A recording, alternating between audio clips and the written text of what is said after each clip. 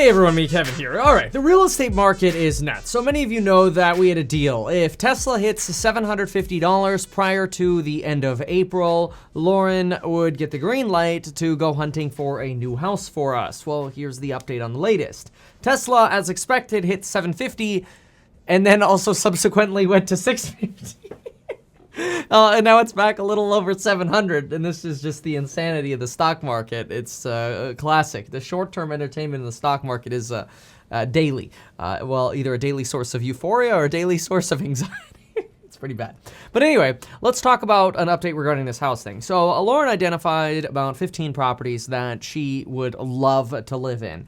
And she has very strict requirements in terms of which city, what the characteristics of that property are, what the future potential for that property is, and endless characteristics. And this, unfortunately, gives us a very narrow list of properties to look at.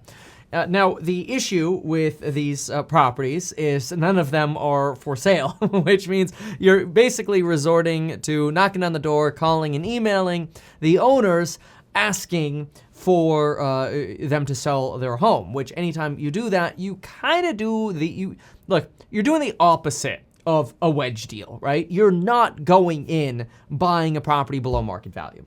And we realize that. So I always like to be very transparent about that because I've never in my career bought a property that was not under market value. And this is something we're in escrow right now on a property that's closing in 2 weeks after that coupon code link down below expires. That property is a single family fixer-upper, getting it for $570,000. Model match comp selling for it's a similar model, and it's next to a busy street, so it's not like a perfect match. But model match, closer to a busy street, a lot of traffic on that street for a park, so it's slow-moving traffic, but busy traffic.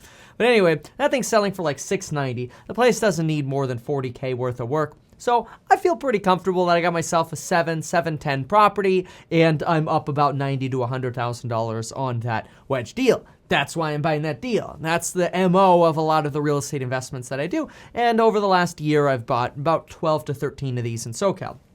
Now, what's different about this property? Well, like I said, this property is not a property where the seller needs me. When I buy a wedge deal, the sellers are usually like, oh my gosh, somebody please get this house out of my life. I'm sick of the tenants. I'm sick of the hoarding mess. I'm sick of the problems, whatever. The property's been mismanaged. It's had deferred maintenance. It's been crapped on, sometimes literally. It's a problem. Lots of issues with real estate. Usually when the seller comes to you, or that could be an off-market deal, or the seller comes to you via them listing their property on the market and they're like, please, somebody buy this as is. I like to solve that problem by offering a non-contingent deal and not asking for repairs when I can. Just go in and make the deal really stress-free for the sellers and the agents, and they want to bring you back deals in the future. So if anybody's got deals like that, especially in Ventura County or Santa Barbara County, hit me up. I want your deals. Which, to find more of those deals, because I am so ready to find more of those deals, I am also partnering with Deal Machine, which you can learn more about by going to metkevin.com/deals.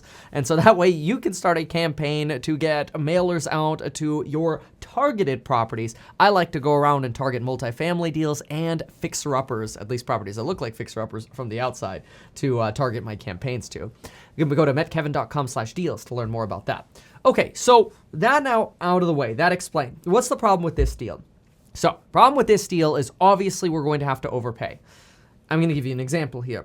There's a property that we're interested in buying that's probably worth around $1 million. There's another one that's worth about $1.1 million.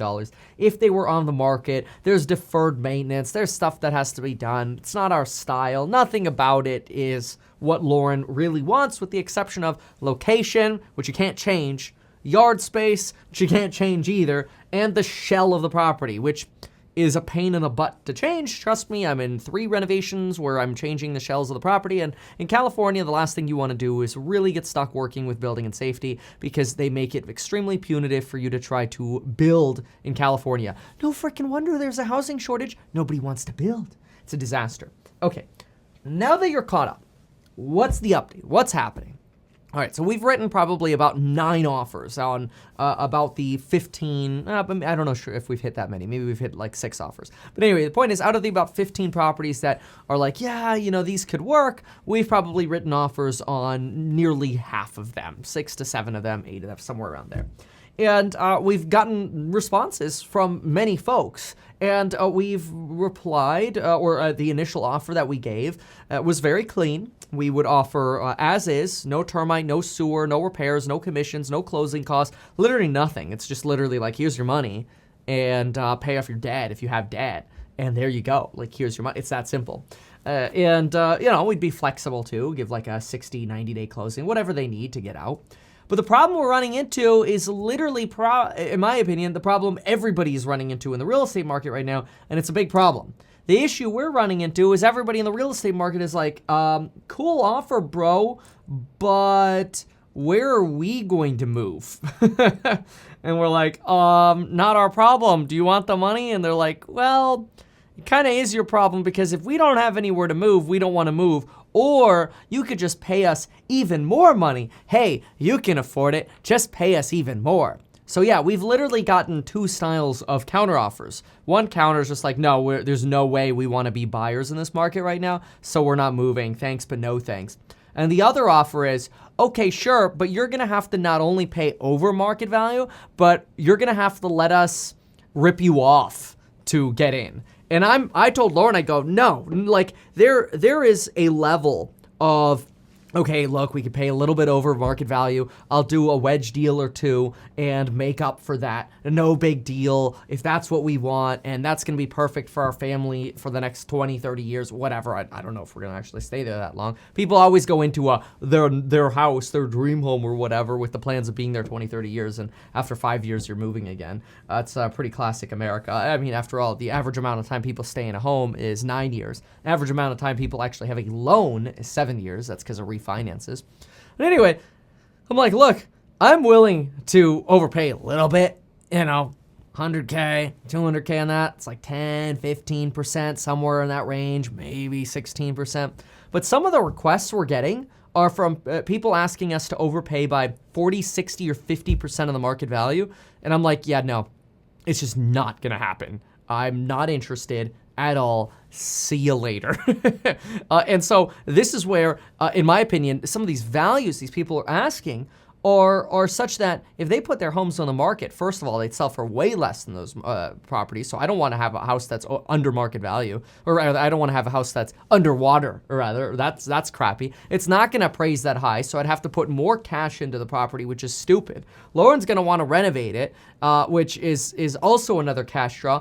I just don't want to spend money right now. It's a little bit of a problem. I'd rather find a good investment deal, a big multifamily building. If it's going to be a big multifamily dealing, it's got to be newer construction. Some of y'all have reached out to me via email, and you were sending over some deals that are built like in the 60s and 50s, and that's fine. But for multifamily, I'm not looking for a fixer-upper or cosmetic fixer, something that's been remodeled in the 80s or 90s. If I'm going to buy new construction, it's got to be pretty dang new.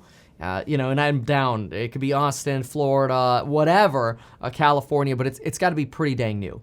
So I'd rather save my money for something like that right now than end up overpaying on this kind of property when it's gotten to the point where sellers are so backed into a corner that they're so afraid of being buyers that they're literally coming back with insulting counteroffers. That's making me go, fine, we'll make this do. Like, if I need to get 3 hours of sleep a night or whatever and sleep on a couch, like, I'll do that before we move because we have to convert another bedroom in the house. No problem. That's what I'm telling Lauren. Like, first of all, I'm not interested in overpaying that much. And our deal was, hey, look, we'll overpay by a certain percentage to get it. If they say no, oh well, it ain't happening. But that was sort of the deal that we made. We'll overpay reasonable amount, 10, 15%, something like that, 20%. I don't know. Could we be convinced? Maybe. But this 50% over market value is insane, and some of the requests and some of the asks are nutso, especially since we're also paying all the closing costs, which closing costs alone on $1 million property could be like $60,000 to $90,000. It's insane. The real estate market is so broken, and that kind of leads me into what I wanted to talk about regarding the real estate market. The real estate market's freaking broken. There's absolutely no reason. We have to be repeating what feels like a 2006 and 2007 style of panic, where people are like, oh, yo, please sell me your house. Come on, I'll do anything. What do you want me to do? Do you want me to get on one knee and propose to you? Like, like this, it's nuts. It's bad. It's bad. And this every day in the real estate investing course, I'm talking almost every day. We're talking about real estate and people are like, hey, I can't, hey, I found this wedge deal. Is this good? Okay, perfect. Great wedge deal. Hey, I found this wedge deal. Is this good? Hey, great. This is awesome. Good wedge deal. Sometimes I get people like, hey, I found this one. It's not really a wedge deal, but I can't find anything else. And so we analyze that and we're like, well, wait a minute. First of all, what comps are you using? Sometimes they're like, oh, well, we're using comps from June of last year. I'm like, well, there you go. That's why you don't think it's a wedge deal, because you're using ancient comps. This market is so nuts. If you're buying a home right now, you got to be using April comps. April? Like, you're better off picking up the phone and calling agents with pending sales around the neighborhood going, yo, did you get any offers? Oh, yeah, we got like 15. Oh, wait, other phone. Oh, yeah, we got like 15 offers on this one. Oh, my gosh, did you end up going over X price or whatever? Oh, we're way over that. Well, there you go. That's how you get market data instantaneously. You got to get that to be competitive in this market because the market's nuts.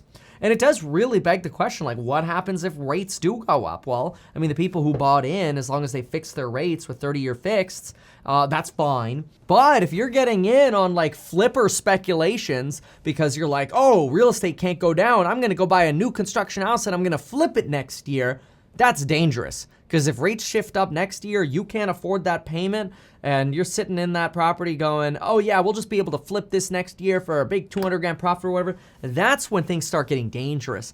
And I'm starting to see people do that, which makes me a little nervous. And I'm trying to disconnect myself as much as possible from that because I understand, like, we have this special ask, and this is why I'm making this video, where we want to overpay a little bit, but for this one property, for us, but I don't really want to. I should say Lauren just wants to get in, so we're willing to sacrifice, not getting a wedge deal or whatever on that because what we talked about. But I'm very concerned that people are taking that same mindset and then applying it to the short term, which is very dangerous. Like, you should not overpay for real estate. You should not think of real estate as a 1 to 2 year bet. Very, very dangerous. Real estate is not a momentum stock. Real estate has such large selling fees. It's such a slow process. I would really caution against short-term speculation in real estate. And I think there's a lot of short-term speculation in the stock market, and that can be fine. You make some pretty big chunks of money, or you can lose big chunks of money pretty quickly. Whether it's through options, especially weekly or short-term options, those are dangerous. But golly, I would highly, highly encourage, if you're hunting right now, make sure you're doing everything you can to get a property under market value. Understand what the current market comps are, and if for some reason you're like, oh my gosh, this is my dream home, I really just got to get into this thing, and I got to make the seller move, with the make me move pricing kind of stuff. Well, I mean, in those circumstances, you better be ready to hold, hold that thing for the long term, and then it'll kind of amortize out to very little of an overpayment. But yeah, these are big things. These are big considerations. Wanted to give you all an update on kind of what's going on. In my opinion, the bottom line is it's a complete disaster, and it's making me a little bit nervous about the real estate market in general because it's borderline starting to feel a little greedy out there. And that gets me nervous because remember what Warren Buffett says: be fearful when people are greedy. Guess where people are fearful right now? People are fearful in SPACs and Tesla and Enphase and Pinterest and Amazon and Apple. And I'm like, man, these are the stupidest things to be fearful about. I'm fearful about this greed in the real estate market, not about, the stock sold off over the last 2 weeks. Now my arms hurt because I'm holding a bag. Man, shut up. What did you buy the stock for? If you bought it for a swing trade, you suck at swing trading. If you bought it for the long term and you're whining about a movement in the next 2 weeks after you bought it, you're nothing better than a little weenie baby. All right, folks, thank you so much for watching. Check out the courses, a link down below. And folks, we'll see you in the next video. Thanks. Bye.